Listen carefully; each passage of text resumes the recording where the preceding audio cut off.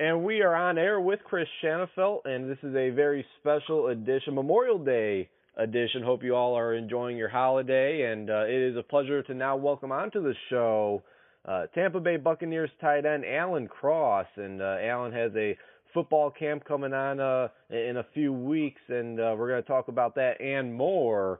Alan, how's everything going? Man, it's going good. How are you, brother? Doing well, and really appreciate you taking the time to chat this afternoon, Alan. And before we talk about your camp, I wanted to kind of pick your brain on a couple things, talk some football, and as I mentioned before we started this interview, I mean, everybody that knows me or listens to our show knows, day three guys or undrafted guys or the small school guys. Those are always my favorite to watch out for, and you've had quite a bit of success yourself, although you're undrafted coming into the NFL in 2016. Even like leading up to the draft and all that, I'll interview, 100 or so prospects, and as somebody that's, entering year three in their career, I'm curious, I mean, what advice would you give to this upcoming class that are now undrafted and trying to kind of fight their way onto an NFL roster? Now, I would say really the thing that I've learned most, and I've seen guys coming in and out, undrafted guys, but really the best thing that's made me stick around is always trying to do something different. Like if they need me to play F in the slot, I can play F, fullback, I can get on the ball and tight end, I can split out by myself. Really just learning a lot of different positions and being trustworthy and just being a good locker room guy. Really, they always like good locker room guys that kind of make everybody laugh, that everybody gets along with. Even with the upstairs guys too, with the owners and GM and everything like that, and all the different coaches. So I would just say that. And guys undrafted, you're probably going to play special teams. So I play on all four phases of special teams. I've never played punt return a day before in my life, but I'm playing in the NFL now. So just being able to be a versatile player and just really, like I said, just having them be able to trust you. You're entering year three in your NFL career. What would you say was your kind of welcome to the NFL moment? When did it kind of hit you that, here I am playing in the National Football League? I think it was either training camp or mini camp. I can't remember. It was my rookie year. And I got that day I had a rep with the ones, and like I said, I was splitting the slot, and I looked to my right and it's Vincent Jackson. I looked to my left and it's Mike Evans. I'm like, oh hell, it's crazy, man. I grew up watching Vincent Jackson, and now I'm standing right next to him, and everybody knows who Mike Evans is. So I'm like, this is just crazy. This little small town kid from Memphis in the slot next to these two guys. So I'll have to say that's my welcome to the NFL moment. And of course, Vincent Jackson just recently officially hanging up the cleats, and like you said, I mean, probably one of the more underrated receivers that I've had the pleasure of watching. At least, I mean, I don't think he's really gotten enough credit from what he's been able to do both in San Diego and in Tampa Bay. You mentioned a couple of receivers you've been able to play with. How about that tight end room? I mean, it's a very talented tight end room. Cameron Brate had a great year last year. Was rewarded with a 5-year deal a couple months back. Of course, O.J. Howard was a first-round pick last year. What about this tight end room that you're a part of, man? I mean, it's another very talented phase to this team.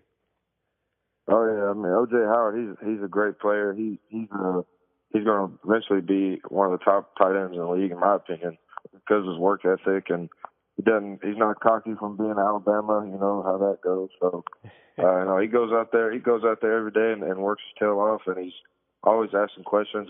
He's becoming a smarter player as of like reading the coverages, post snap, pre snap, learning from Cam. Cam's been in for I think going on 6 years now. I can't remember, but Cam's one of those guys. He's from Harvard. He's smart. He really is not the biggest. He's not the fastest, but he's always able to be open. It always seems like he's always open on every route he runs. So it's just really learning from Cam, to be honest with you. We just cut Luke Stocker last year, and he was a great vet. He's with Tennessee now. He was always a smart player as well, and just learning from him on and off the field as to be a good man on the field and off the field, especially from Luke. Is somebody like Cameron Brate, I mean, is that kind of a guy that, I don't know, maybe motivates you or inspires you, seeing where he's come from, another undrafted guy, as you mentioned, from Harvard. I think it wasn't until his second stint with the Bucs where he was actually able to stick on. And again, as we mentioned, he just signed a nice deal. Is that kind of a guy that you would like to kind of, I don't know, follow in his footsteps? I mean, I know he's not, much older than you or has much more experience than you, but and maybe your guys' game is a little bit different as well. But is that kind of guy that motivates you, seeing as what he's been able to do in his career? Oh yeah, for sure. I watch him run routes every day, and I try to like I said, he seems like he's open on every route he runs. So I'm trying to perfect my craft and get just as good, try to get better than him eventually. In the long run, he's got a couple of years on me, but I mean, he's stuck here for a reason, like you said. He's on a 5-year deal, so he's doing something right.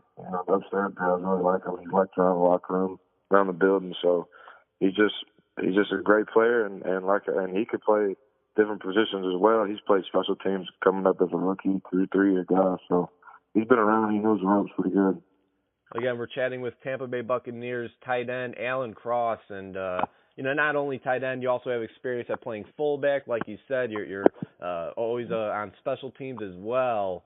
Alan, last year there were some big expectations for you guys. Obviously, 5-11 season. You guys didn't reach those expectations that many had for you guys. I'm sure you guys also had high expectations for yourselves. How would you kind of sum up last year, and how do we make sure some of the things that went on last year and doesn't kind of translate to 2018? Well, I think the stat was we lost 5 or 6 games by less than a touchdown. So I would say the biggest thing is being able to finish in the red zone. We've kind of struggled on that as offense. But instead of getting field goals, getting touchdowns, helping out the defense, because our defense played pretty dang good, to be honest with you. So we kind of put it on ourselves as an offense to measure up to their stats and their level of playing, and being able just to help them, and special teams, giving the defense good field position when we're punting, pinning them back deep, and on kickoff return and punt return, giving explosive plays for the offense to give them a better chance to score. So I'd say in those areas, really red zone, to be honest with you, being able to finish, and when we get down there and just putting more points on the board.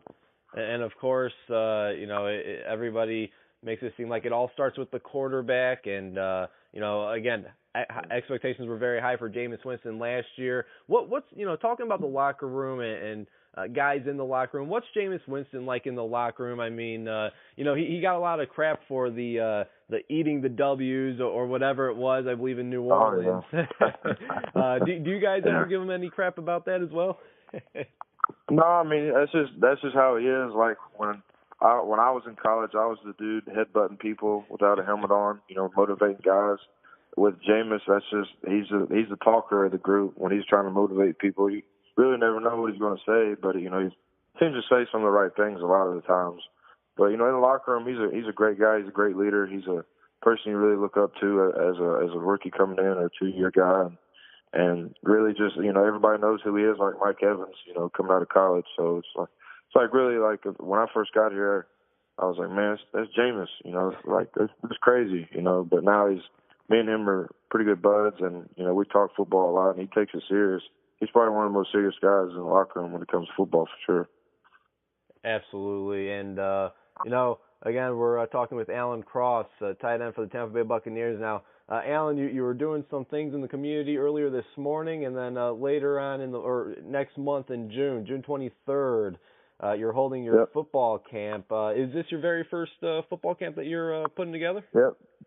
Very first one, so We'll see how it goes. Yeah, absolutely. And again, that's Saturday, June 23rd, St. Benedict at Auburndale in Tennessee.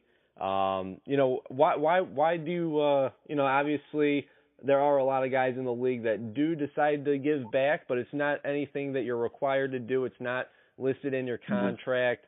Why give back to the community? Well, I'm giving all the proceeds to the Shriners Hospital for Children. My dad's a Shriner, and my papa, he was a Shriner when he was alive back in the day. So, and I really just, D'Angelo Williams does it.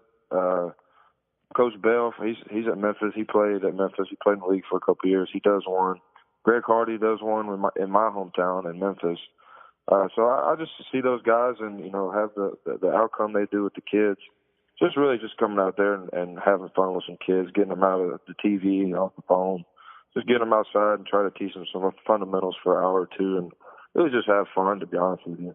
Absolutely. Should be a great time. Are you going to be doing any one-on-ones with any of these kids that show up?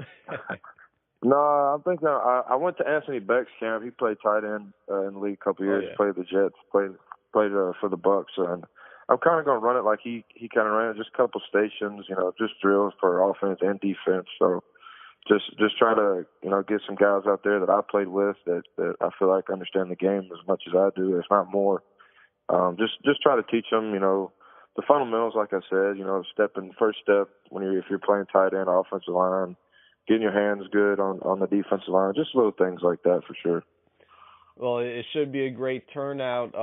Is this going to be something you plan on doing now every year, or are we just going to see how this first one turns out? I'm gonna see how the first one turns out, and once they say your first one's the hardest, getting the insurance and everything like that set up. So they say once the second and third and on down the road, it's a lot easier because it becomes a routine. But so we'll see how the first one goes. My goal is to get 100 kids out there and just have fun. Hey, sounds great. Hey, a couple more questions for you, Alan. I probably should have asked this earlier. Talking about the tight end position, though, and we brought up O.J. Howard, the former first-round pick. It seems like that maybe, along with quarterback, it seems like tight end, a lot of guys have trouble kind of making the transition from the college game to the NFL game, or at least they maybe not necessarily struggle making the transition, but they don't having the immediate impact or the type of impact they had back in their college days. Mm-hmm. Would you agree that maybe tight end is second to quarterback when it comes to toughness of making the transition to the NFL?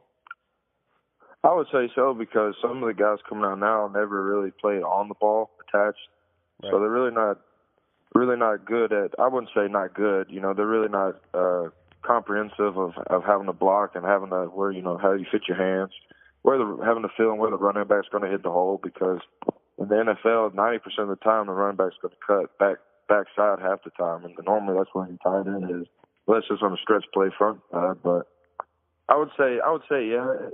It took me. I'm going on year 3, and I never really split out wide in college. I was kind of I would say an H-back hybrid type player, like in the backfield.